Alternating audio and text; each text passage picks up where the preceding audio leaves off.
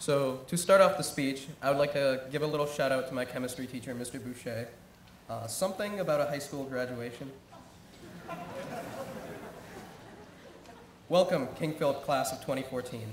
Administrators, faculty, guests of honor, class advisors, school committee members, parents, siblings, friends, family, volunteers, microbes, grass. On this beautiful day in June, we are here to celebrate the graduation of the best class King Philip has ever known. And I mean that. This class is exceptional. We will certainly leave our mark on the world in many small and large ways, academically, morally, and socially.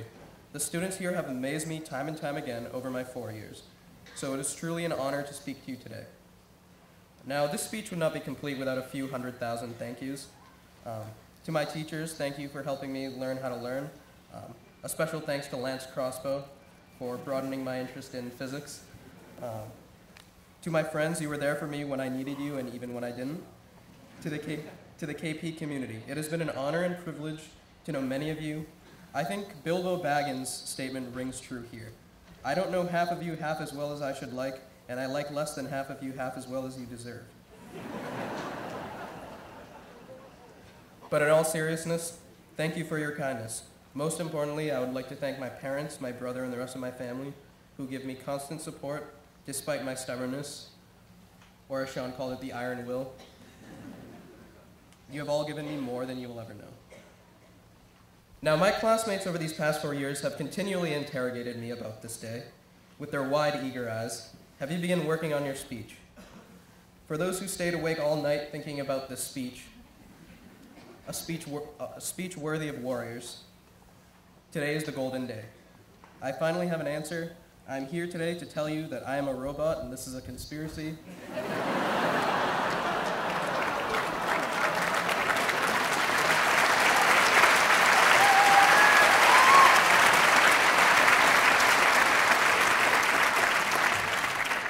And that this speech was written for me by robots.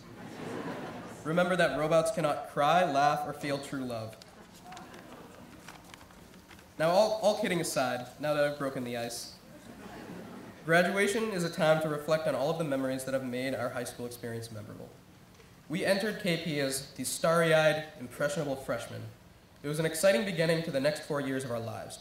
We joined clubs, we played sports, we excelled in music and the arts, and we made new friends. And though our school had been going through a very tough financial situation with growing class sizes and an ever-changing staff, we remained resilient. We performed fantastic plays. Some of us wrote 200-page history papers. We came together to support Rachel's challenge.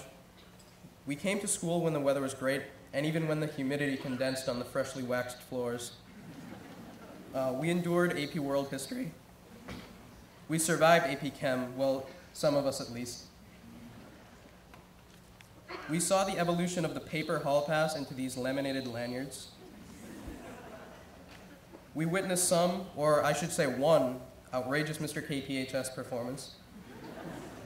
We made noises that should only be heard in zoos. We were accepted to colleges, and we were denied from colleges.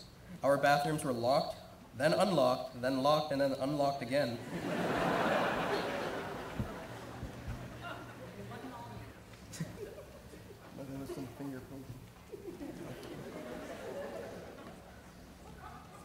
We witnessed tragedy, and we witnessed celebration. It was the best of times, and it was the worst of times, and now we are graduating.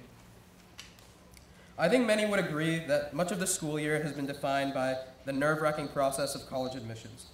This March, as I was awaiting dreaded admission decisions, I realized something very unique about our lives at this point.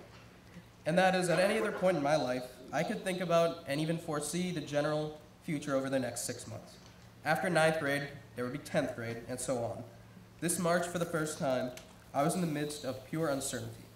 Where I would be, what I would be doing, what I would be thinking was a complete and utter mystery. After several rejections, the feeling just became worse. After weeks of torture, I finally realized how unique the situation actually was and is right now. If anything, high school teaches us to embrace rather than fear this uncertainty. Everything from the stock market to the positions of electrons are fundamentally uncertain. What will Jeff Werlick wear tomorrow? Was the fire because of bacon or toast? How many licks does it take to get to the juicy center of a Tootsie Pop? The world may never know. But not knowing what the future holds is a priceless situation for us. Our lives have constantly been defined by our circumstances and a series of next steps. Now there are no well-defined next steps. Our futures are wide open. Before we head off into the great unknown, we must never forget two things.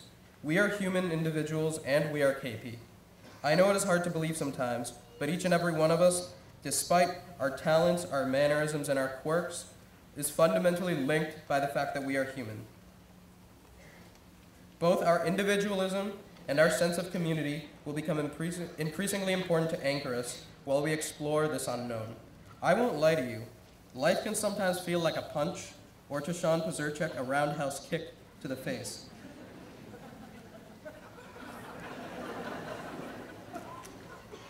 T.S. Eliot wrote, "I will show you fear in a handful of dust, and I promise you the fear is there. But it is our nature, as both humans and KP grads, that we must embrace the excitement of unpredictability rather than suppress it." Now, this is a good time to mention that while we quest to kill our inner demons, we have been incredibly lucky. Many of the other 7 billion people in this world cannot afford to fight inner struggles. The outer ones are tough enough. So it is a privilege that we are able to carry the mantle of our convictions forward as we look towards the future. While other communities in this world struggle for day-to-day survival, we have been educated and raised well, and many of us will move on to higher education.